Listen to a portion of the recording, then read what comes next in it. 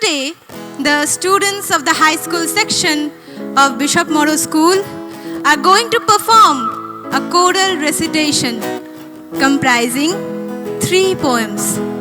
The first, Alfred Lord Tennyson's The Charge of the Light Brigade, conveys a message that intertwines valor and tragedy. The poem immortalizes the bravery of the 600 soldiers who carried out a doomed cavalry charge during the Crimean War. It celebrates the unwavering courage and loyalty of the soldiers who followed orders despite the fatal consequences. The poem highlights the senselessness of war and the sacrifice of human lives for a cause that might be flawed or misguided. Ultimately, the poem serves as a reflection on the human cost of war and the willingness of the soldiers to follow orders even in the face of death. The second poem, Bob Dylan's John Brown, poignantly captures the horrors of war and its devastating impact upon individuals and families. The poem serves as a strong protest against the dehumanizing nature of armed conflicts, portraying the tragic transformation of a young man, John Brown, who goes off to war with idealistic notions but returns physically and emotionally scarred. Through vivid imagery and emotive language, Dylan underscores the futility of war and its irreversible changes it brings to those who experience its horrors. The message resonates with an anti-war sentiment, urging reflection on the human cost of war and the urgent need for peace. The third poem, William Shakespeare's 7 Ages of Man, artfully illustrates the profound essence of the human journey, portraying life as a grand theater where each individual plays multiple roles. Through this poem, William Shakespeare eloquently conveys the inevitability of the diverse stages of the human life, from the infant's innocence to the wisdom of old age. Through his masterpiece, Shakespeare contemplates the universal experiences of love, ambition, and the inescapable passage of time, inviting us to reflect on the cyclical nature of the human existence. It paves the message that the human beauty will inherent a good and sacrificial human odyssey.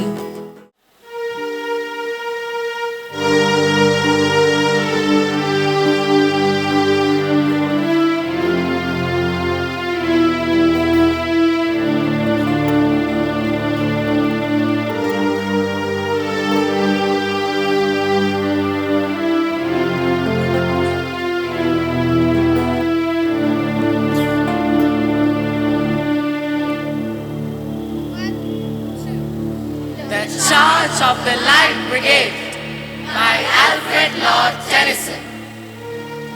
Half a league, half a league, half a league onwards. All in the valley of death rode the 600. Forward the Light Brigade! Charge for the guns!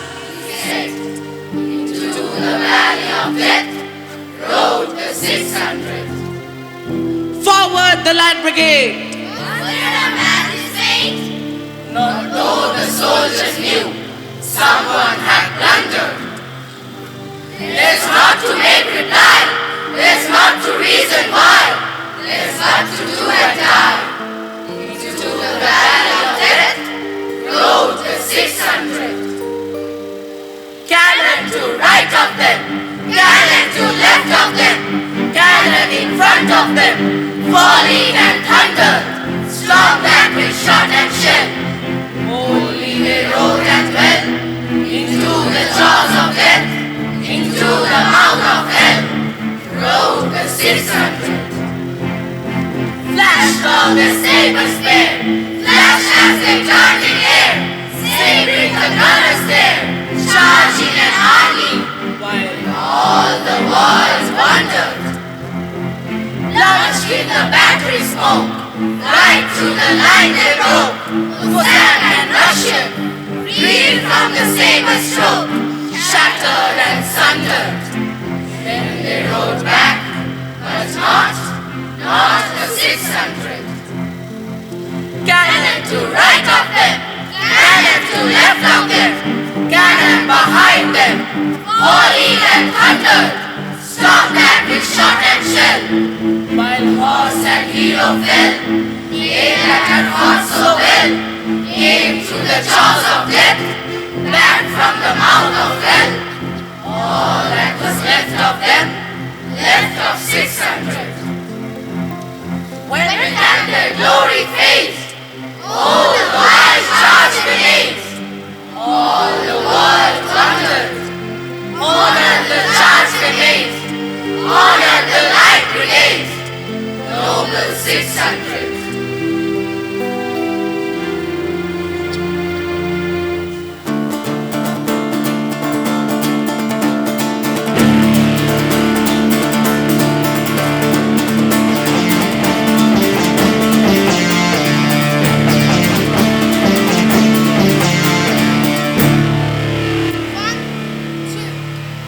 Bob Dylan's John Brown. John Brown went off to war to fight on a foreign shore. His mama sure was proud of him. He stood straight and tall, his uniform and all. His mama's face broke out all in a grin.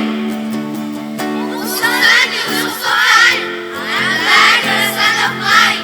You made me proud to know you hold a gun. To what the captain says, lots of medals you'll get. And we'll put them on the wall when you come home. As that old train pulled out, John's mom began to shout, telling everyone in the neighborhood, that's my son that's about to go. He's a soldier now, you know. She made well sure her neighbors understood. She got a letter once in a while, and her face broke into a smile, as she showed them to the people from next door. And she bragged about her son, with his uniform and gun. And these things you call a good old-fashioned war. Oh, good old-fashioned war. Then the letters ceased to come. For a long time they did not come. They ceased to come for about 10 months or more. Then the letter finally came saying, go down and meet the train. Your sons are coming home from the war. She smiled and went right down. She looked everywhere around, but she could not see her soldier son in sight. But as all the people passed, she saw her son at last. When she did, she could hardly believe her eyes. Oh, his face was all shot up, and his hand was all blown off, and he wore a metal brace around his waist. He whispered kind of slow, in a voice she did not know, but she couldn't even recognize his face.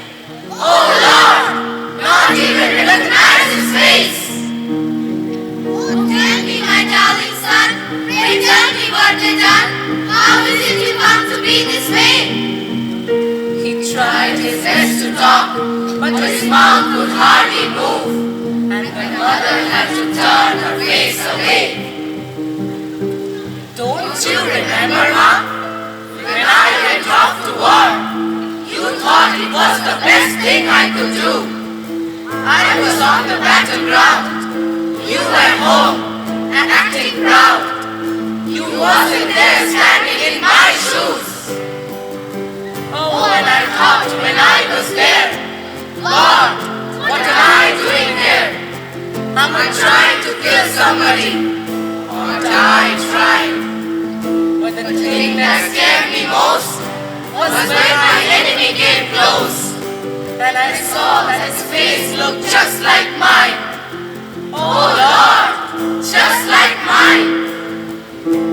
And I couldn't help but think, through the thunder rolling a stick, that I was just a puppet in a play.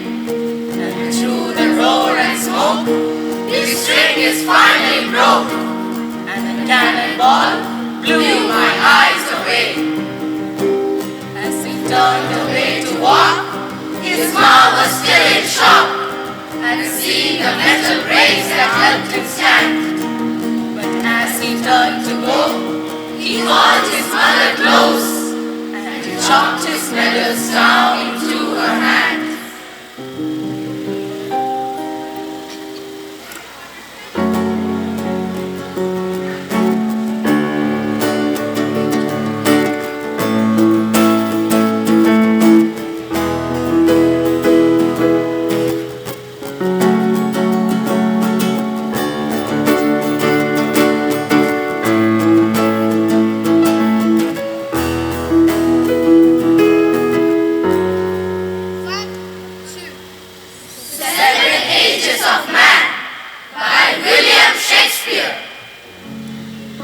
All the world's a stage, and all the men and women merely players.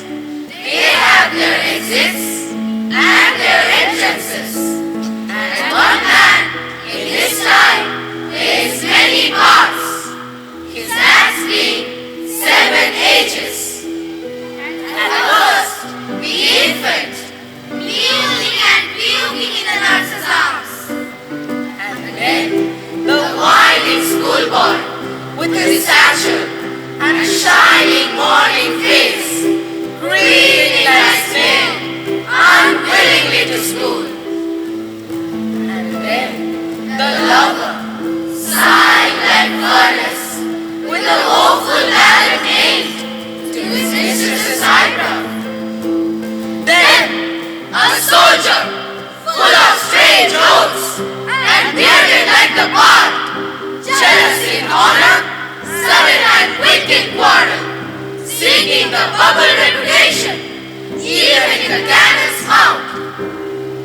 And in the justice, in fair round belly, with good tapered lines, with eyes severe, and beard of formal cut, full of wise saws and modern instances.